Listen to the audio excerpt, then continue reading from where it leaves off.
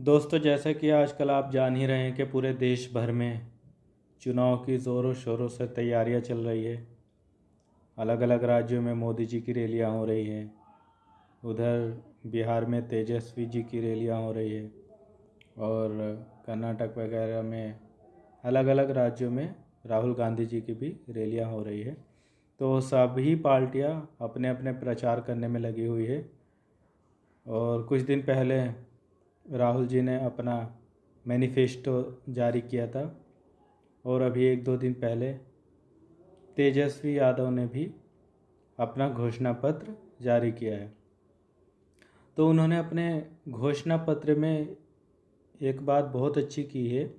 अगर इन बातों पर अमल हो जाए और मान लो अगर सरकार कल बन जाए तो इन वादों को जो ये लोग मैनिफेस्टो में वादा करते हैं, अगर उनको पूरे तरीके से निभाएं तो इन लोगों के मैनिफेस्टो बहुत अच्छे होते हैं।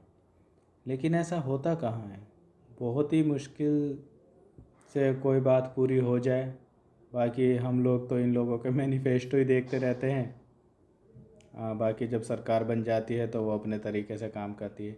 बीजेपी ने भी सरकार में आने से पहले बहुत वादे किए थे कि हम सभी को 2 लाख नौकरियां देंगे, हर साल देंगे। लेकिन अब तो आप जानते हैं नौकरियों का कभी नाम तक नहीं आता उनके ज़बान पे। तो ये सब बातें हैं। राहुल गांधी जी ने भी जो अपना मैनिफेस्टो जारी किया है उसमें बहुत अच्छे अच्छे पॉइंट लिखे हुए हैं। लेकिन बात यह है कि सरकार आने के बाद में कितना उन पर अमल होता है।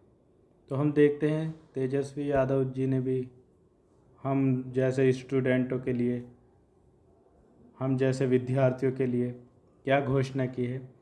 तो तेजस्वी यादव जी ने अपने घोषणा पत्र जारी करते हुए कहा कि अगर हमारी जो इंडिया अलायंस की सरकार है, जो इनका गठबंधन है, अगर वो आती है तो हम देश भर में 1 करोड़ युवाओं को नौकरी देने का काम करेंगे। उन्होंने आगे कहा कि पूरे देश में 30 लाख पद रिक्त है, उनको तो भरेंगे ही, लेकिन 70 लाख पदों का सृजन करेंगे।